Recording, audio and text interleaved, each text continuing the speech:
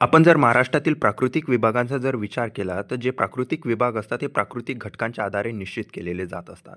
आता हे प्राकृतिक घटक कोणते असतात? यामध्ये उंची असतं, नंतर जमिनीचा उतार असतो, नंतर उंच सखलपणा म्हणजेच जमीन वर-खाली किती आहे, त्याच्यानंतर जे आहे ते असते प्राथमिक खडक. हा प्राथमिक खडक जो असतो, हा महत्त्वपूर्ण घटक असतो एखाद्या जमिनीची मृदा म्हणजेच एखाद्या भागातील मृदा नेमकी कोणत्या प्रकारची आहे, हे ठरवण्यासाठी. आता पहा महाराष्ट्रातनी जे आहे या प्राकृतिक घटकांच्या आधारे एकूण 3 प्राकृतिक विभागामध्ये महाराष्ट्राची विभागणी करण्यात आलेली आहे. त्यातील पहिला जे आहे ते आहे कोकणची किनारपट्टी. आता या कोकणच्या किनारपट्टीचा जर विचार केला तर येथील सर्वात लांब नदी जी आहे ते वैतरणा नदी आहे 154 किलोमीटर सोबत. असं आपल्याला अनेक संदर्भ ग्रंथामध्ये पाहायला मिळतात.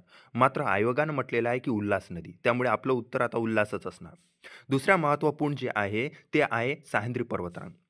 आता या सह्याद्री पर्वतरांगाला भारतात पश्चिम घाट असे म्हटले जात असतात.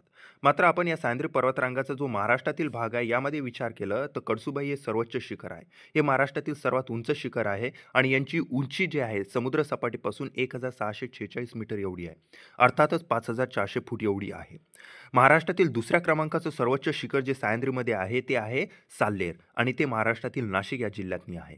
आता इथं महत्त्वपूर्ण हा बिंदू की दोन्ही कळसुबाई आणि साल्हेर हे महाराष्ट्रातील पहिल्या आणि दुसऱ्या क्रमांकाचे सह्याद्रीतील सर्वोच्च शिखर आहे, भारतातील नव्हे. भारतातनी जर बघितलं तर सह्याद्रीमधील जे आहे ते कळसुबाई आहे. आता तिसरा जो येत असतो तो येत असतो महाराष्ट्राचं पठार. हा महाराष्ट्राचा पठार जो आहे दख्खनच्या पठाराचाच भाग आहे. आता महाराष्ट्राचं पठाराने पूर्ण महाराष्ट्रात जवळपास 90% भाग व्यापलेला आहे असं आपल्याला अनेक संदर्भ ग्रंथात पाहायला मिळतं. मात्र आयोगाने याचं उत्तर दिलेलं आहे 86.7% एवढा भूभाग व्यापलेला आहे. त्यामुळे आपल्याला हेच ग्राह्य धरायचं आहे की पूर्ण महाराष्ट्राचा जे महाराष्ट्राच्या पठारानं आहे जवळपास 86.7% एवढा भूभाग व्यापलेला आहे. तर अशा प्रकारे जे आहे कोकणची किनारपट्टी, सह्याद्री आणि महाराष्ट्राचा पठार हे महाराष्ट्रातील 3 प्राकृतिक विभाग आहे, असं आपल्याला म्हणता येईल.